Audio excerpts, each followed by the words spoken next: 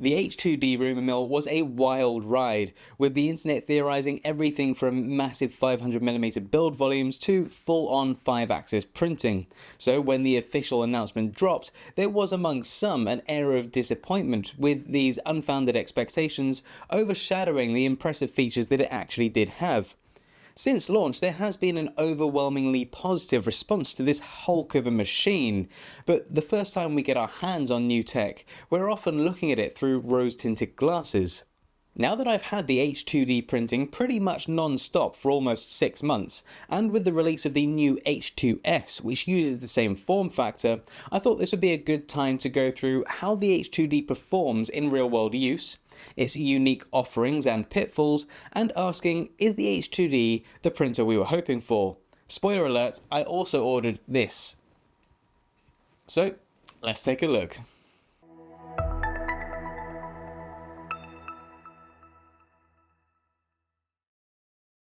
I know that I've not posted in a while, but my wife has been busy 3D printing a beautiful little distraction, but I'm hoping to be posting more regularly now. Before we get stuck in, I just wanted to say that this H2D, well, neither of them, was supplied to me by Bambu Lab. They were both bought with my own money. Well, a mix of my money and credit that I'd gained through my designs on MakerWorld, which I'll pop a link to in the description below. My videos are always honest, independent, and based on my own experience. I never let sponsorship, free gear, or any kind of association influence what I say or do. And in this video specifically, none of the stuff that I'm going to be talking about here is supplied to me by Bambu Labs, which I know will make some of you happy.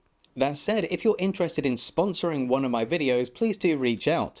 If I like your product or service and feel confident in recommending it, then I'd be happy to chat. But just so we're clear, sending me products or money will not buy you influence over my content. With the H2D and the H2D Laser edition launching together, most of the discussion about this new machine have been focused on its non-additive manufacturing abilities, namely its laser engraving, cutting, and plotter functions. The laser, cutter, and plotter features are really cool, and I have a lot to say about them, but today is all about the standard H2D 3D printer, and the laser edition will get its own video very soon. I've seen online concerns about laser cutting in the same environment as the printer, and some argue that for the H2D laser's price, you could buy a 3D printer and a separate laser cutter that you could then use at the same time, but that kind of misses the point. The H2D Laser Edition is designed for people who primarily want a 3D printer, but want the option to occasionally do some laser work without having to dedicate space to an entire second machine. The 40-watt laser module is actually really powerful, and more powerful than many lasers in standalone systems at this price. So unless you're looking at using it daily, this is a really strong option. But for the rest of this video, we'll be focusing on the H2D 3D printer. By now, I'm guessing most of you have already seen several videos on the H2D and know its form factor and spec, but for those that haven't, or as a quick refresher, here is a rapid rundown of what the Bambu Lab H2D is. It's a large Core XY printer boasting a maximum build volume of 350 by 320 by 325mm, with some caveats that we'll talk about later. It's housed in this large enclosure which features active chamber heating and cooling, air filtration and ventilation, including active vents on the top and back which can open and close automatically to release heat or to seal off fumes and trap heat. Plus, the enclosure sports a window on either side so you can better monitor your prints. This active heated chamber will allow much more reliability printing with a range of specialist materials. There's much better ambient lighting than in its predecessors, though I still feel they could do a lot more here. There's a removable glass lid, and the X-axis rods of the X1C have been replaced with linear rails. There are multiple cameras, including one on the extruder carriage, and even more on the Laser Edition, though currently only the main one in the corner can be accessed or used for time lapses. And finally, there's the real showstopper, the dual nozzle extruder. Both of these nozzles are fed by one extruder, making it much more lightweight and compact, meaning it can move faster and more accurately. The left nozzle lowers down to start printing and lifts up to disengage and keep out of the way when the right nozzle is printing, giving you much faster multicolour prints and true multi-material printing without worrying about cross-contamination. There's obviously a lot more to it, but that's a very quick overview of the Bambu Lab H2D. As I mentioned earlier, it's also available as the H2D Laser Edition, which can be fitted with a 10 watt or 40 watt laser for engraving and cutting wood, leather, anodized aluminium and more, as well as a plotter for drawing on things and a cutter for precision cutting paper, card, transfers and stickers. If you start with the standard H2D, if you want, you'll eventually be able to upgrade it to the H2D Laser Edition, which will involve adding additional cameras, sensors, replacing the glass door and glass panels, and a bit more. Okay, that's probably the last I'm going to be mentioning the Laser Edition for this video. As with the Creality K2 Plus, which I covered a few months ago, the H2D, being an equally gargantuan printer, came in a box so large that you could fit 80 1kg filament spools in there, or if you were so inclined, around 5,000 regular size 3D printed benchies. When shipped, these are incredibly well packed, but due to their size, weight and delicate nature, they definitely need it. As a result, if it was dead on arrival, or demonstrated early issues that would require it being sent back, you'd be pretty stuffed if you didn't still have the original packaging. So if you are ordering one, bear in mind that in addition to the place to put the printer, you're also going to need space to store the original packaging, which is even larger than the printer, for at least a week or two of use until you're sure it's working. Ideally, you would store this packaging forever until you decide to sell the printer when upgrading to an H2D, but that's a big ask and many of us, myself included, just don't have the space for that. So that's the specs and the packaging out of the way. Let's take a look at the machine and its features. Obviously, one of the big selling points of the H2D, especially compared to its predecessors, is the size of its build volume. The H2D technically has a build volume of 350 by 320 by 325 millimeters, which is big. Not only could you print a full-size helmet in one go, but if printed diagonally on the print bed, you could print a 1.5 centimeter thick object that's almost half a meter long. However, as I mentioned earlier, this comes with a caveat. Due to the dual nozzle design, there's a strip on either side of the bed which can only be reached by the left or the right nozzle. Although frustrating, this does make sense. Whilst you could argue they should have made the x-axis longer so that both nozzles could then reach the entire build plate, that would not only mean a larger printer, but it would mean the near side nozzle could then move beyond the build plate, and then there would be the argument for a larger build plate and we enter a vicious cycle. Think of it like this. With a dual nozzle printer with a fixed printer size, you can either have a smaller bed that both nozzles can reach, or a larger bed with a dead zone for each nozzle. You can print a single object over the entire build area, but it requires using different nozzles for different areas of the print. You can work around this by applying a modifier over the dead zone and applying a different filament just to that. If this was all one colour, you could then have two spools of the same filament, one for each nozzle, and then it just switches between those, though this is going to potentially cause issues with strength as you're going to get perimeter borders between the two, but there are also workarounds for that. This can be fiddly, but if you need the extra space, it is possible. Since we're on the topic, let's talk about this dual nozzle setup, arguably one of the biggest and most exciting new features on the H2D. Now, firstly, let's get something clear. This is not a multi-extruder printer. Multi-extruder setups typically work in one of two ways.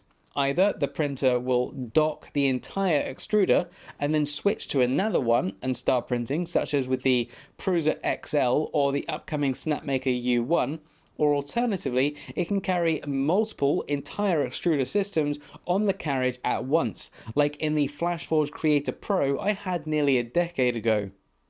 Both of those designs require the printer to be quite a bit bigger than the build plate to make room for the extra hardware, and having multiple extruders on a single carriage means that going fast and accurately can be more challenging. The H2D, on the other hand, uses a dual nozzle system, where a single extruder can switch between two nozzles and two filaments. It's also got two PTFE tubes feeding into it, so each nozzle can have filament ready to go. This means that switching filaments is way faster than on a single nozzle printer. When switching nozzles, instead of needing to purge all of the old filament to avoid cross-contamination, it just primes the nozzle, printing on the prime tower for a second to get the pressure and flow dialed in before printing your model as the nozzle heats back up. This means not only are multicolour prints much faster than with a single nozzle printer, but you waste far less material since you're not purging every time you change colours. A good example of this is the same model being printed with the exact same settings on both the X1C and the H2D. You can see that the H2D finishes at 4 hours and 53 minutes, whilst the X1C doesn't finish for 17 hours and 20 minutes. Not only does the H2D finish this more than 3.5 times faster than the X1C and producing a better quality print, but the X1C uses 224 grams of filament for this, whilst the H2D only uses 40 grams. That's 5.6 times less material. Now when you start introducing more than 2 colours to your prints, you'll obviously need to start purging material, but it can still have a significant impact on both time and material wastage, especially if you assign your filaments to the right nozzles. For example, if you were printing an object that was predominantly black and had black on every layer, but featured 3 other colours throughout the model, you'd probably assign the black to one nozzle and then all of the others to the other, as this would then likely reduce the maximum number of filament changes and purges. What's cool is, you don't have to figure out what the most efficient setup is. Bambu Studio will do that for you. I'll be looking more into Bambu Studio later on in this video, but when you're slicing for an H2D, you get 3 modes to choose from. Filament saving mode is the default option, which will automatically assign the filaments to the left and right nozzles to minimize waste and speed up the print. Convenience mode will automatically assign filaments to the left or right nozzles based on where those filaments are already fitted in your AMS and what nozzles those AMS are connected to. Custom mode allows you to manually assign each filament to each nozzle. There can be preferences between using the left and the right nozzle. Because the right nozzle is fixed and it's not moving up and down, in theory it should be a more reliable nozzle for giving you a reliable, consistent quality. But because the left nozzle does move up and down, and over time obviously that is going to take wear, the automatic assignment will do whatever is required to minimize the amount of that nozzle moving up and down. Now whilst the right nozzle is recommended for printing single colour prints, you have to use it when printing TPU. If you're using particularly flexible TPU, you have to remove the glass lid, which is frustrating if that's where you keep your AMS, and then load it straight down directly into the extruder. If you're printing with more traditional TPUs like 95A, you can just have it going in the back, but it still has its own special setup. And this brings me to another big advantage of a dual nozzle setup compared to a single nozzle printer. It's not just about faster, more efficient multicolour printing, but also printing multiple different materials in the same print. For example, you could run TPU on the right nozzle and PLA on the left. This lets you print large, flexible TPU prints that would normally be too unstable on their own, whilst using PLA for rigid support structures. Now technically you can do this with a single nozzle printer, but the results are often subpar. Even with heavy purging, there's always going to be some leftover material in the nozzle, and when switching between different materials, not just colours, that can lead to inconsistent extrusion, blobbing, or even clogs. When using a dual nozzle setup though, none of that's a concern. For example, when I printed a pair of trainers in TPU90A using this method, I ran a cold pull afterwards to clear out any TPU residue. I then did another. It actually took 4 cold pulls before the nozzle was fully clean. Now with more technical and intricate design, there's always more things that could go wrong. You may have noticed earlier when I was showing the nozzle switch that there's a small flat plate that moves over between the 2 nozzles. That's the flow blocker. Its job is to seal off the nozzle that's not in use and prevent the loaded filament from oozing onto your print, a common issue with older multi-nozzle, multi-extruder printers. And it works really well, but there is an issue I've seen people mention online and I've experienced myself. It can become dislodged. If the flow blocker clips a print or purge tower that's lifted up slightly, it may not lock into position. Over the last 6 months I've had this happen once, and during that time it would cover one nozzle perfectly, but when it flipped over to the other it would only cover it halfway. It didn't affect the print quality for me, but it was annoying. In the end, the solution was really simple. I just bent the blocker down slightly with my thumb, and it's been fine ever since. If I have this happen again, I'll make a quick tutorial video showing you the fix. In the meantime, if you need assistance, check out the flow blocker replacement guide on the Bambu Lab wiki, which I'll link to below. It'll give you the right idea. Enclosed Core XY printers are quickly becoming the go-to for FDM 3D printing, with their structural stability, precision, air control, and ability to print a wider range of materials. One downside though is the enclosures often limit your view to the front of the print, which makes it harder to monitor what's going on in real time. To help this, Bambu Lab have added a couple of side windows to the H2D, a large one on the right and a smaller one on the left.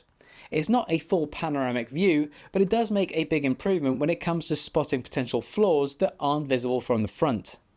A common complaint I've personally had with enclosed printers over the last few years is they all seem to include underpowered lighting, requiring us to add our own lighting. Whilst the lighting in the H2D isn't quite as bright as the LED gasket I designed for use in the X1C riser, it's more than bright enough, and looks great on both built-in camera and in person. With air quality increasingly becoming a bigger concern in 3D printing, it's great to see the steps they've taken with the H2D to address this, in addition to its upgraded thermal management. The rear filter is much more substantial than it was before. Though it still doesn't fully remove VOCs and fine particles, it does help.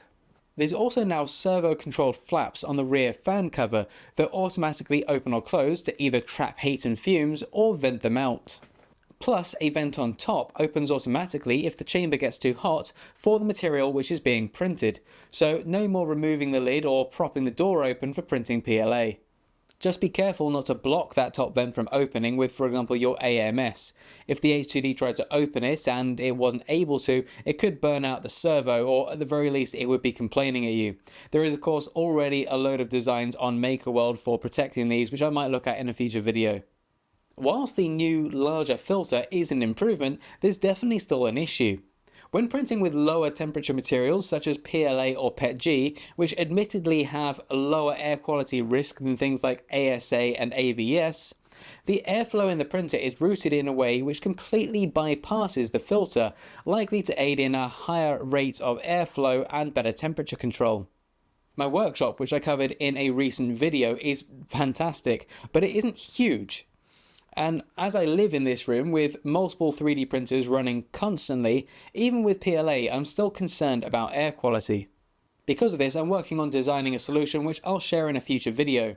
I'll also be testing how the H2D's filtration compares to that of the X1C and more open printers when it comes to VOCs and microparticles, so stay tuned for that. Another quirk of the dual nozzle setup is because it's got two filaments feeding in, it requires two cutters, so it features a cutter on each side of the extruder. As with all Bambu Lab printers, this is actuated by a rod at the end of the X-axis, and the extruder carriage slides into it and it presses the cutter. The difference here is, rather than existing in the front corner of the printer and blocking a corner of the build plate, they exist at the back of the enclosure and flick out automatically when the Y-axis moves back. This is a clever system and works well, but I feel this added movement does introduce another part that is going to wear out over time.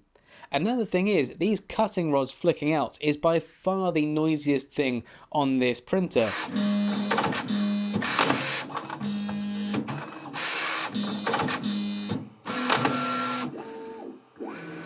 But, depending on how you look at it, that's not necessarily a bad thing, more on that later. The front of the build plate also features an addressable RGB LED light bar. With an active print, this will show the print progress growing from left to right, so at a glance you can see approximately how far through the print is. It will also glow red if there's an error or if the printer requires your attention for something. I can definitely see more uses and features for this light bar being added in future updates. Unlike previous Bambu Lab printers, the H2D uses a USB thumb drive instead of a microSD card for local storage of things like print jobs and time lapses. The only issue is that most USB drives stick out quite a bit, and the last thing you want to do is snag one and snap it off inside your printer, so a compact drive is definitely the way to go. In both of my H2Ds, I've been using these SanDisk UltraFit USB sticks. They're obviously small, fast, and it's a reliable brand, and they become so popular because of their form factor with the H2Ds that Bambu Lab is now selling these directly. One thing to note, I was originally using 128GB versions of these, but I kept on getting errors with both the H2Ds where they would claim that there is just no drive installed, even though they were appropriately formatted inside the printers. I've switched to 32GB versions of the same SanDisk drives and I haven't had an issue since.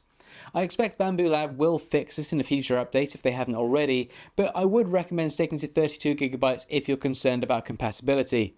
I've linked to them in the video description if you're interested.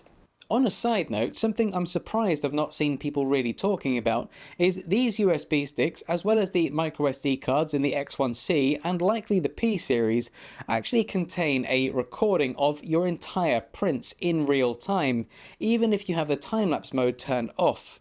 If you plug the USB stick or microSD card into your computer and check the IP cam folder, you'll find real-time video files of all of your most recent prints. This is really handy if a print fails and your time-lapse didn't show what went wrong, the IP cam video might reveal the problem.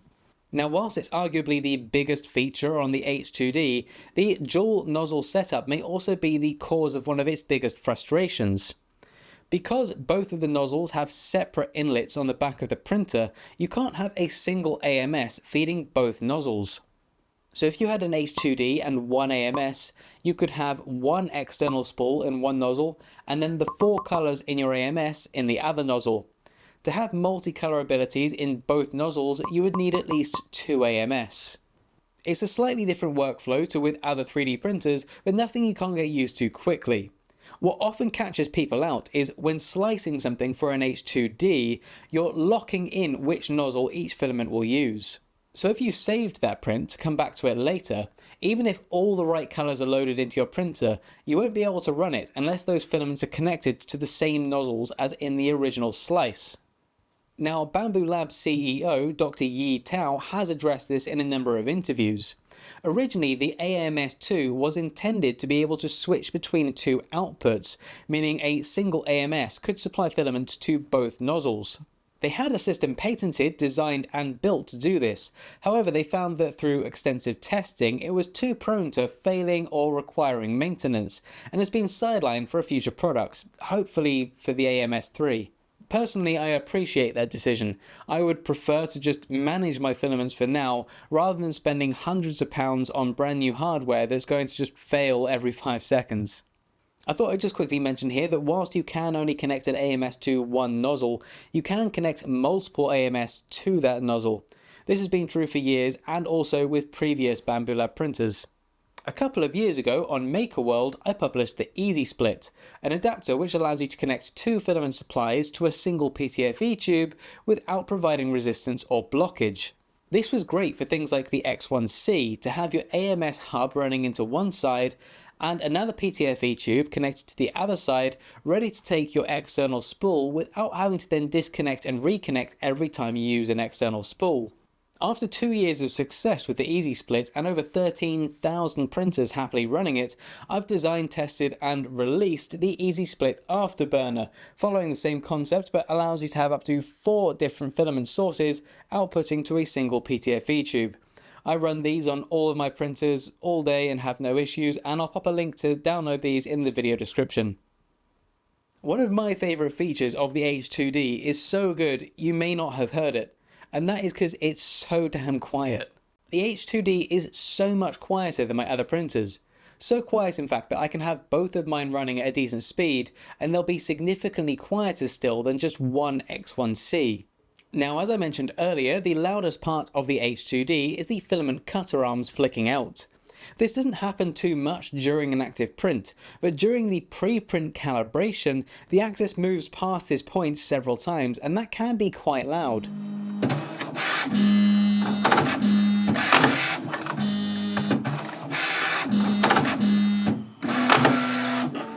The printing itself, however, is so quiet, something I was very grateful for, especially after the surprise of how loud the Creality K2 Plus can be. Maintenance wise, with the additional imports on the back, there are a few additional PTFE tubes that you'll need to keep on top of, but that's no more than a momentary swap out every few months, or longer depending on what angle the tubes are held at, how often you're actually printing, and with what material. Other than that, the only thing that's particularly unique to the H2D is the nozzle change. Thankfully, the nozzles no longer have the fan, thermistor or heat element fitted to them as with the X1 and P1 series, meaning you no longer have to swap over 3 separate cables each time you're swapping the nozzle. Now they simplified it and moved over to an almost identical model to that of the A1 series. It's so similar in fact that Bambu Lab say they can be used on the A1, but you won't receive any performance boost over the A1's normal setup. Due to the dual nozzles, the nozzle change is slightly more involved and time consuming than it is with an A1, but once you get used to it, you can swap both nozzles in well under a minute, and it's a lot less fiddly than with an X1C. I'll put together a simple short tutorial on how to change these nozzles over soon. Unfortunately at the moment, both nozzles, providing you want to use them both in a print, need to be the same. Hopefully that's going to be rectified in an update, which would then allow you in Bambu Studio to paint different parts of your model to be printed with different nozzles. This would then allow you to print a large print with fine detail, using a 0.6 or a 0.8mm nozzle for the bulk of the print and the infill, and then a 0.2mm nozzle for the fine details on the print. But for now, you are going to need 2 of each nozzle that you want to use. I've already touched a bit on the H2D specific features in Bambu Studio earlier in this video, including the filament management methods for slicing, choosing between efficiency and convenience, and also the nozzle dead zones on each side of the build volume. I will be doing a number of tutorials specifically covering H2D functionality in Bambu Studio, so keep an eye out for them. I'll also be doing a comparison video between the H2D and the X1C, seeing how they compare in speed, noise, efficiency and quality with a range of different size and style models in both single colour and multicolours. Whilst you'd expect it when printing, I've noticed that the H2D has a much higher idle power consumption than the X1C. It's still a very low figure, but even more of a reason to use smart plugs to easily power on and off your printers. On that topic, I've also got a video on the way about a cool little home assistant automation I've set up so that I don't accidentally power down the printer via a smart plug whilst it's in use. So, the H2D. Is it the printer we were hoping for? This is a next generation 3D printer standing on the shoulders of giants. Built upon the foundations of the legendary workhorse, the X1C, it seems to have retained that same well-engineered reliability we've come to expect, whilst filtering in a smorgasbord of new features allowing faster and more efficient multicolour prints in a wider range of materials and in a larger size. Whilst I do still have an X1C in my main printer lineup, I have noticed that when I'm printing multicolour prints, I automatically default to using one of my H2Ds, and at times almost completely forget that the X1C is an incredibly powerful multicolour machine. However, if you are looking for a new printer, but don't really require the bigger build volume of the H2D, and generally print in just one colour, you may be better off saving your money and getting yourself a tried and tested X1C. And if you do need that bigger build volume but still only print in one colour, the H2S may be worth a look. Other than true multi-material printing with no concern of cross-contamination, the core H2D doesn't really allow you to do anything brand new that you couldn't already do to an extent with the X1C. That said, it does allow you to do all of those things faster, better, easier, bigger and more efficiently. If you're regularly doing multicolour prints, this could shave a significant percentage off your print time and print costs. If you print with more specialist materials, this will give you a wider range of options and supply you with a better quality print. If you need to do all of that at a bigger size than the X1, P1 or A1 range will offer, another box ticked. But even if you just got the core H2D printer, it also gives you the option to later add cutter, plotter and laser functionality, transforming it into a multidisciplinary maker's workhorse, something I will be covering more closely in a future video. Beyond that, the H2 range will be compatible with the recently announced Vortex nozzle change system, which will allow prints of up to 7 colours with almost zero waste. I am looking forward to fitting that later this year. Having run these machines for several months now, I can confidently say that In my opinion, these are by far the most capable FDM 3D printers available right now, suitable for home use. I know in the past I've highly praised the Creality K2 Plus as a beast of a machine, but with the H2D and now the option of the H2S, the only reason I could really recommend the Creality K2 Plus to anyone is if they really needed that extra bit of build volume. The performance, features, user experience, quality and ease of use of the H2 printers is just incomparable. Now with that said, it's not all plain sailing and there are some negatives to address with this printer. Some of these I have mentioned earlier in this video, but I'll be covering them again quickly now, just as a consolidated list of the negatives to keep in mind. The first is a quirk of the printer's biggest advantage, the dual nozzle system. Each of these nozzles has its own input on the back of the printer, and each AMS can only be routed to one nozzle. This affects three things. Let's assume you have two AMS, one connected to the left nozzle and one to the right. This may mean that to print the most efficiently, even if all the correct colours are connected to the printer, you'll need to physically swap the spools around between AMS before printing. Now, that's not the end of the world, and if you really didn't want to move your filaments around, you could just slice in convenience mode based on where the filaments are already fitted. This may mean that there is a few more filament changes and a bit more purging, but it's still not a disadvantage compared to a single nozzle printer where you would be purging between every single filament change anyway. Now, the second thing that this nozzle setup affects is maybe more problematic. As I mentioned earlier, there's a strip on either side of the build plate which can't be reached by the nozzle on the opposite side. This means any colour fitted to the right nozzle can't be printed in that dead zone on the left of the build plate and vice versa. Whilst there are some slice tricks that you can apply, and I might cover them in a future tutorial, it really isn't ideal. Now, the final thing that this affects those of us that regularly save prints directly to the printer for future use. When you slice a print for the H2D, the nozzle choice for each colour is baked into that slice. So if I was to slice a black and white print with the white in the left nozzle and black in the right nozzle, and then I went back to print that again in the future, at which point both black and white happen to be in one AMS together, I would have to move one of those colours over and a specific one to the other AMS connected to the other nozzle before I could print. However, as I mentioned earlier, Bambu Labs does have patents for designs which they're hoping to include in a future AMS, which would allow a single AMS to feed filaments to two different nozzles selectively. Once those designs are finalised and it's been released, these last three issues should be null and void. The only real problem I've experienced so far with either of my H2Ds is the AI print failure detection giving me false positives, specifically when printing large objects with low infill percentage using black filament. I haven't experienced this with any of the other Bambu Lab printers, at least not repetitively. However, even when it happens, all it does is pause the print, at which point I click continue on my phone and it continues as normal, so it's not really been an issue, and hopefully this will be solved with a future firmware update. Now, the final negative to mention is speed. With multicolour printing, not only does the H2D produce far less waste material, it's also orders of magnitude faster than a single nozzle printer. When printing in single colour though, depending on the specifics and settings of the print, in some cases the H2D can actually be slower than the X1C. Whilst part of that is down to the hardware and firmware, it's certainly not helped by the fact that many of the presets in Bambu Studio haven't been optimised, so tweaking them can make a big difference.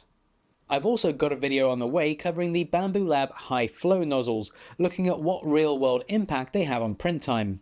But other than those issues, this printer is a huge, in more ways than one, game changer.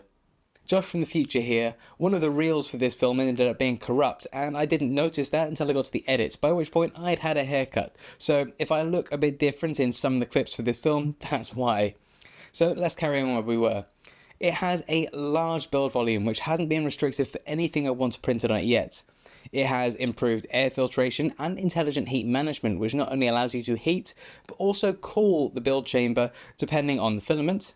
It can print multicolour prints significantly faster whilst wasting significantly less material, and it is much more capable of printing multi-material prints. However, it can do all that, but is the H2D the printer of our dreams? Well, with a sub 400mm build volume, it may not be the printer that many of us were hoping for, but having run 2 of them now for several months, it's clear to me that it is definitely the printer that I needed. If your budget can stretch to the H2D, and you have the space to accommodate it along with at least 2 AMS, then there isn't a better printer that is suitable for both commercial and home use that I could recommend right now. This was originally intended to be a bit of an overview and general opinion piece, and I know it's turned into a bit of a long one, so thanks for sticking around. If you're already a subscriber, you know that my bread and butter is bringing you 3D printing and MakerTech tutorials and deep dives, and fear not, I've got plenty of them on the way. I've also got some interesting build and make videos coming up on builds that I'm working on and things that I've been designing, some of which I'll be releasing the designs for so you can make them yourself, so keep an eye out for them. If you found this video interesting, please don't forget to give me that thumbs up and subscribe if you're not already so you don't miss my future videos. As always, thanks very much everyone, and until next time, happy printing. A huge thank you to my revolutionaries, my channel members. You guys keep me and my channel going, so thank you. If you would like to join them becoming a channel member, getting yourself bonus goodies including early access to my videos, hit the join button below any of my videos. For now, why not watch one of my other videos to learn something new or have some fun. Thanks very much everyone, and until next time, happy printing.